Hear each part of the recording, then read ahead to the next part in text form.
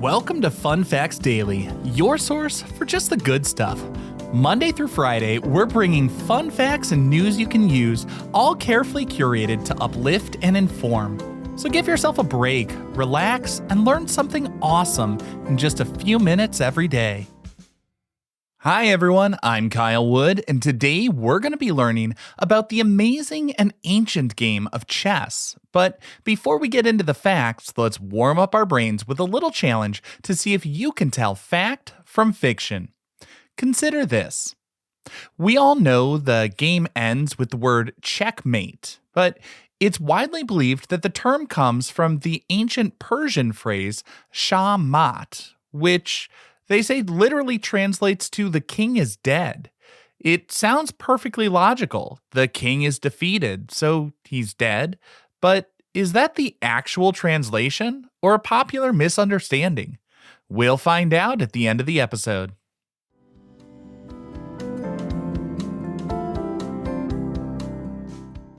Now for your word of the day. Today's word is gambit. That's Gambit.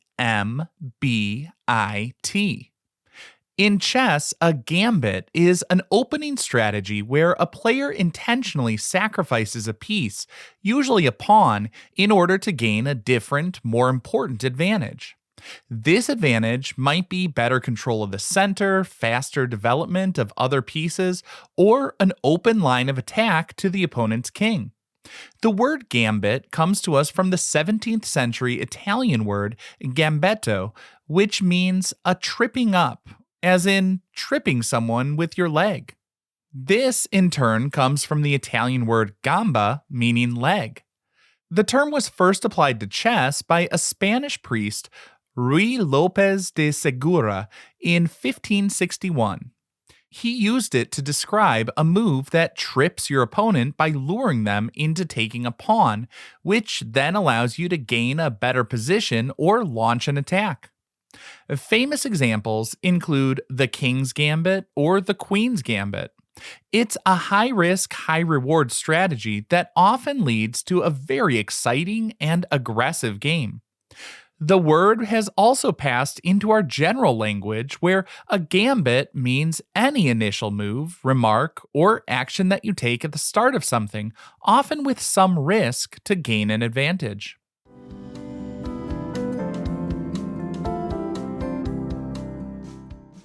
Time for your daily high five, our top 5 fun facts about chess.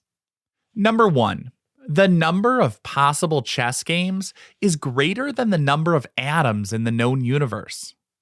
In the 1950s, a brilliant mathematician and computer scientist named Claude Shannon, often called the father of information theory, decided to calculate the number of unique possible games of chess. He estimated this number to be around 10 to the 120th. That's 1 followed by 120 zeros. This is now famously known as the Shannon Number. To put it into perspective, scientists estimate the total number of atoms in the entire observable universe is only about 10 to the 80th. The number of possible chess games is so mind-bogglingly large that unless players are deliberately recreating a famous match, it's almost certain that no 2 games of chess in history have ever been played exactly the same. Number 2. The queen was once the weakest piece on the board. The game we know today as chess is very different from its earliest ancestors. The game originated in India around the 6th century CE as chaturanga, and it slowly evolved as it spread through Persia and into Europe. For hundreds of years, the piece we now call the queen was an advisor or vizier, and it was incredibly weak. It could only move one single square diagonally, making it almost as limited as a pawn. Then, around the 15th century in Europe, the rules dramatically changed. This advisor piece was transformed into the queen and was suddenly given the combined powers of the rook and the bishop, allowing her to move any number of squares vertically, horizontally, or diagonally. This new, super powerful piece, sometimes called the Mad Queen, completely revolutionized the game, making it much faster, more dynamic, and more exciting. Number 3.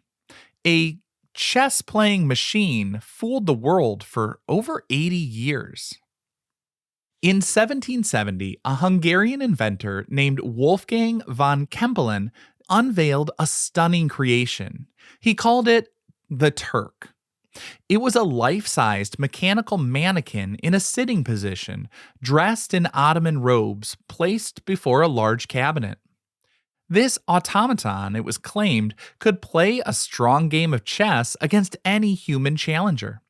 It toured Europe and America for decades, dazzling audiences and defeating famous challengers like Napoleon Bonaparte and Benjamin Franklin. It was, of course, an elaborate but brilliant hoax. The massive cabinet was cleverly designed with false compartments, sliding panels, and a rolling chair, allowing a human chess master to hide inside and operate the machine's arms using magnets and levers.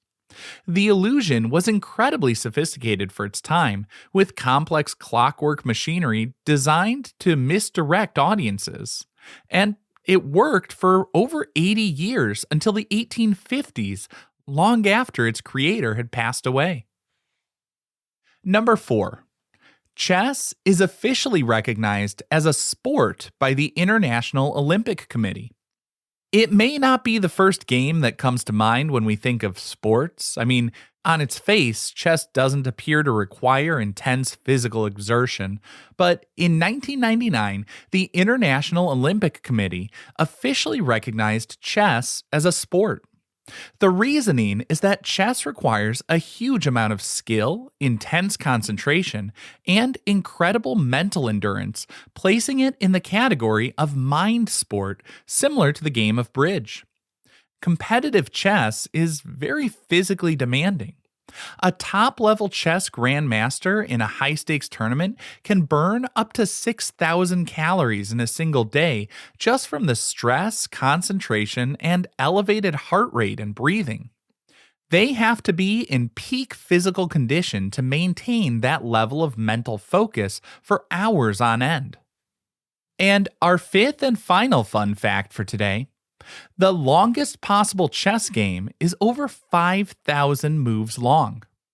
The game of chess has some rules that provide safeguards and prevent it from going on forever, so a typical game might last about 40 or 50 moves.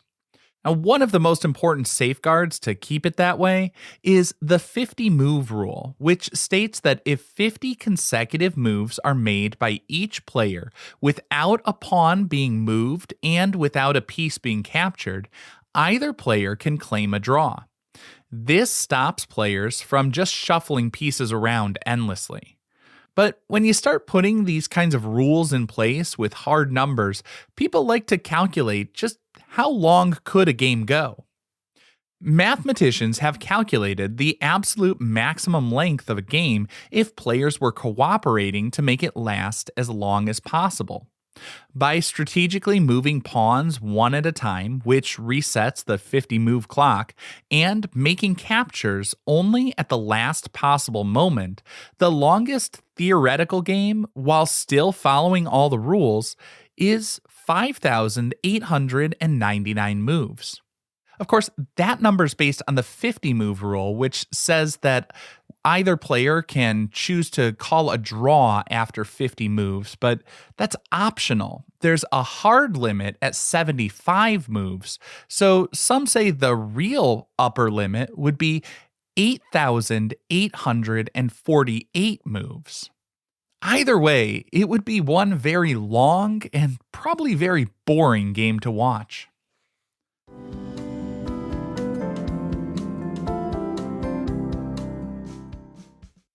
Now for some news you can use. If you're just learning to play chess or you want to improve your game, one of the first rules is to control the center. The center of the board refers to the four squares right in the middle, which would be d4, e4, d5, and e5. Now, why is this so important? Pieces that are placed in the center or attack the center have more power and flexibility. A knight, for example, if it's in the center, can move to 8 different squares, attacking in all directions. But if that knight is stuck in a corner, it can only move 2 ways. By placing your pawns and developing your pieces, like your knights and bishops, towards the center, you gain more space and simultaneously restrict your opponent's pieces, so that opens up more lines of attack for yourself. Controlling the center is pretty much the foundation of all strategies in chess.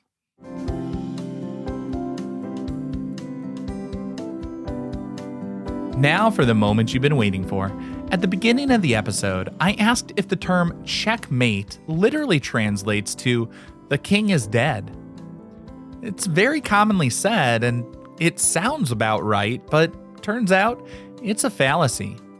The phrase checkmate comes from the Persian shah mat. The word shah does indeed mean king, but the word mat in Persian and Arabic would translate to helpless, paralyzed, or abandoned. So a more accurate translation of shah mat would be "the king is helpless" or "the king is ambushed or abandoned." The dead interpretation is a common mistranslation that likely became popular simply because, in the game, the king's helplessness means the game is over and he's been defeated, which is conceptually similar to being dead for the purposes of the game. Now, I hope you enjoyed learning a bit about chess with me today. Be sure to tune in every weekday for even more fun facts. Fun Facts Daily is an Airwave Media podcast. It was written, recorded, mixed, and edited by me, Kyle Wood. Thanks for sharing a part of your day with me. Be sure to follow Fun Facts Daily on your favorite podcast app so you can keep the good stuff coming your way every day. And if you like the show, please do me a favor and leave a kind rating, review, or just tell your friends about it.